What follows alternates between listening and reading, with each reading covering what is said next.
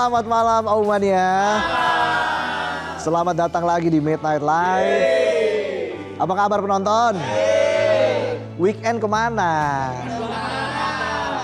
Kerja lagi? Gak kayak gitu bro. Nobar futsal lah. Apa sih yang lu cari? Emang gak cukup? Enggak. Sama. Makanya ikut saya nobar. Kita jaga parkir. Jangan sampai karir yang ke parkir. Mandek. Oke, langsung aja kita mulai. Inilah Midnight Live.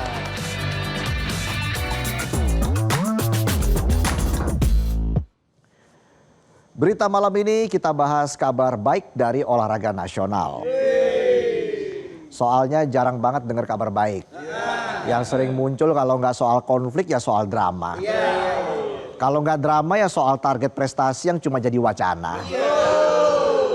Ya maklum, insan olahraga udah sering trauma. Soalnya ada olahraga yang sering jadi sorotan, terus bikin ekspektasi masyarakat ketinggian, tapi pengelolaannya berantakan dan prestasinya rebahan. Nah, kali ini ada cerita yang bikin pecinta olahraga bangga, Garuda di dadaku. Tentang tim yang sering dianggap adik-adikannya sepak bola. Jarang dapat panggung utama, jarang masuk headline berita. Tapi kalau urusan prestasi, dia datang dengan bukti. Karena kalau datang bawa janji itu politisi lagi kampanye. Kalau datang makan rendang, itu Patrick.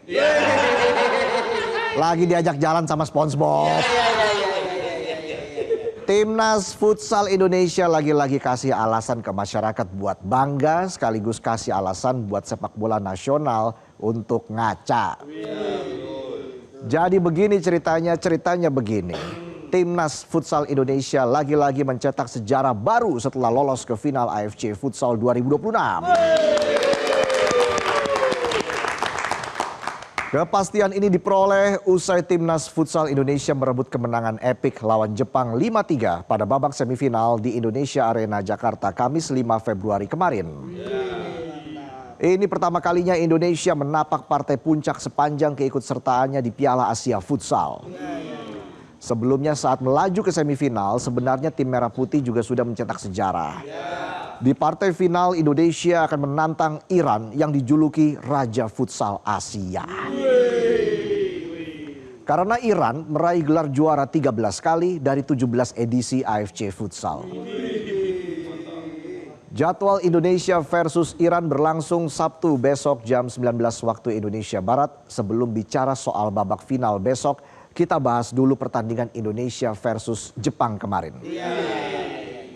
Kalau pada nonton pasti tahu kalau matchnya itu sengit banget. Indonesia sama Jepang balas-balasan nyerang. Kayak lagi debat pilpres. Sama-sama nyerang. Buat yang nggak nonton full saya ceritain, mau nggak diceritain? Nggak mau? Kalau nggak mau saya closing aja nih. Oke, dengerin nih ya. Jadi Timnas Futsal Indonesia di semifinal kemarin langsung agresif menekan di menit awal. Ibarat jomblo kebelet nikah. Agresif tuh. Apalagi usianya udah gak medium well. Udah well done. Yang jelas hasilnya well done buat Timnas Futsal Indonesia. Serangan demi serangan akhirnya berbuah gol di menit ke-12 lewat tendangan kaki kiri Samuel Eko dari luar lingkaran. Gol pembuka tapi sempat bikin mental breakdance, ya, breakdown. Iya. Karena gol Samuel Eko sempat ditinjau ulang dengan VAR, ada dugaan pelanggaran terhadap Tabuchi, tapi untungnya wasit mengesahkan gol Indonesia. 11 menit kemudian tepatnya menit ke-23 Indonesia tambah gol lagi. Kali ini lewat gol bunuh diri yang dilakukan Takehiro Motoishi. Keunggulan Indonesia atas Jepang makin lebar jadi 2-0. Jepang yang sudah ketinggalan ternyata masih Yakuza. Tahu nggak Yakuza? Yakuza itu yakin usaha dan sat-sat. Alhasil di menit ke-31 seolah ingin menebus kesalahannya, Motoishi melakukan tembakan mendatar yang mengenai kaki Habibie lalu masuk ke gawang Indonesia. Jepang berhasil mempersempit ketinggalan dengan skor 1-2. Dan gak pakai lama di menit ke-35 Jepang berhasil menyamakan skor 2-2. Kali ini aksi kapten tim futsal Jepang Kayuza Shimizu menyedot perhatian. Memang Shimizu sedotannya kuat ya. Semburannya kenceng. Pompa air itu ya. Skor imbang gak bikin mental timnas futsal Indonesia goyang. Indonesia bisa unggul pada menit ke-38.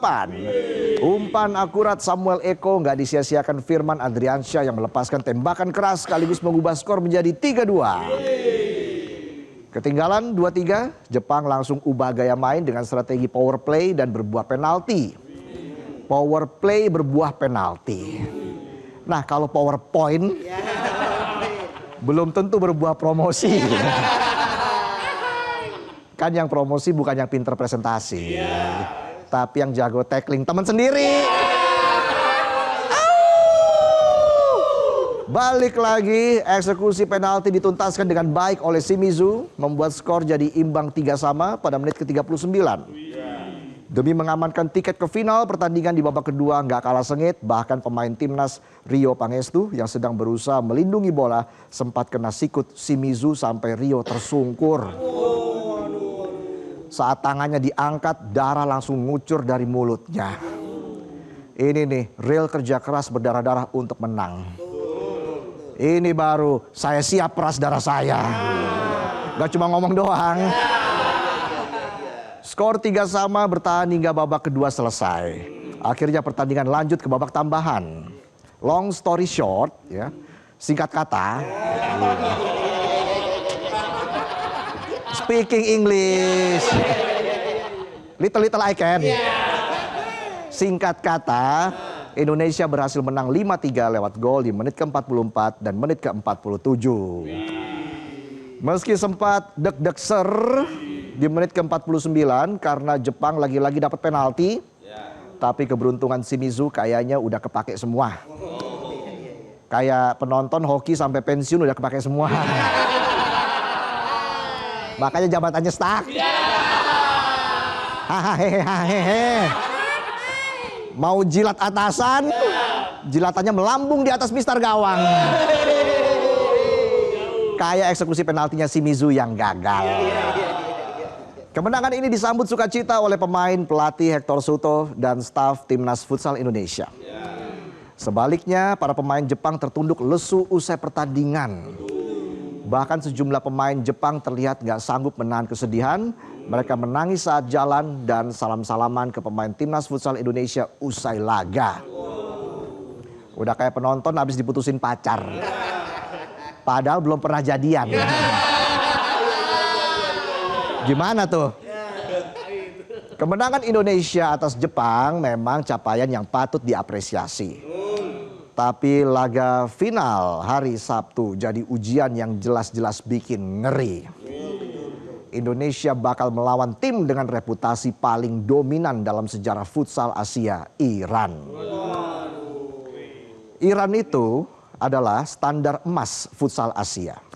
Punya rekor 13 gelar juara Piala Asia Futsal, jauh meninggalkan Jepang yang baru mengoleksi 4 trofi. Dan kalau kita lihat ranking FIFA per Desember 2025, Iran ada di peringkat kelima dunia. Dan tertinggi di Asia. Sementara Indonesia masih berada di posisi ke-24 dunia dan posisi ke-6 di Asia. Meski jauh, tapi kita harus optimis. Kemarin Jepang juga jauh lebih tinggi rankingnya dari Indonesia, tapi kita bisa menang. Yang penting yakin dan usaha. Urusan menang atau kalah, yang penting menang. Ya kan harus optimis. Iya. Tapi ada fakta yang bikin pecinta futsal sedikit lemes. Jadi banyak yang optimis kalau timnas futsal Indonesia lolos final bisa dapat tiket ke Piala Dunia Futsal. Ternyata bukan begitu aturannya. Jadi edisi Piala Asia Futsal 2024 tim semifinalis memang langsung lolos ke Piala Dunia Futsal 2024. Tapi berbeda dengan Piala Asia Futsal 2026 karena tahun ini nggak ada penyelenggaraan Piala Dunia Futsal. Jadi Piala Asia 2026 cuma bernilai prestasi kontinental, bukan rebutan tiket Piala Dunia Futsal. Walaupun kita nanti masuk pot A. Nanti di Piala Asia Futsal 2028 baru tuh jadi ajang kualifikasi. Soalnya barengan sama Piala Dunia Futsal 2028. Meski nggak ada Piala Dunia, semoga di tahun 2026 ini bisa juara. Nanti 2028 juara lagi. Nah, yang bikin saya penasaran, dan bertinggi-tinggi, bertanya-tanya, kenapa timnas futsal yang dianggap ade-adean lebih berprestasi daripada abang-abangannya timnas sepak bola? Ini baru definisi kalah pamor tapi prestasi gacor. Ternyata setelah melamun, meriset dan lihat kenyataan, ada banyak faktor yang bikin futsal Indonesia berprestasi. Mulai dari infrastruktur lapangan yang tersebar di mana-mana. Lapangan futsal jauh lebih gampang dibangun, gak butuh lahan luas dan gampang dikomersilkan. Jadi banyak tuh yang main futsal.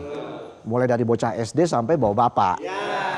Bahkan kalau lihat potensi pembinaannya, banyak kompetisi futsal yang digelar secara mandiri alias tanpa bantuan dari federasi. Ini yang bikin mental tanding kebentuk secara konsisten dan berjenjang. Nah, kalau sepak bola beda. Lapangan sepak bola yang layak masih terbatas. Sering terkendala perawatan. Terus pembinaan usia dini juga masih bergantung sama akademi tertentu, biayanya nggak murah. Akibatnya banyak potensi pemain yang nggak tersaring secara optimal. Bikin pembinaan sepak bola nggak jalan merata. Ujung-ujungnya cari pemain dari Eropa yang berdarah Indonesia. Terus kalau kita lihat sistem kompetisinya, futsal Indonesia punya struktur liga yang relatif konsisten. Kompetisi profesional berjalan rutin, ada sponsor dan punya jenjang liga putra dan putri. Gak cuma itu, turnamen tingkat pelajar dan amatir ada terus hampir sepanjang tahun. Lah kalau sepak bola banyak dramanya. Kadang format liga berubah lah, konflik federasi lah, konflik manajemen lah. Ada kepentingan politik lah, ya gitulah. Belum lagi mafia bola, macem-macem problemnya jelimet. Dampaknya juga macem-macem. Timnas nggak lolos Piala Dunia, supporter kecewa, dan di tingkat liga klubnya banyak diisi pemain asing daripada pemain lokal. Timnas futsal Indonesia layak dapat apresiasi. Ini adalah prestasi yang lahir dari kerja sunyi, konsistensi kompetisi, dan pembinaan yang sehat. Futsal Indonesia memang kalah populer dengan sepak bola. Ibarat anak tengah di keluarga. Tahu nggak anak tengah di keluarga? Jarang dipamerin ke tetangga.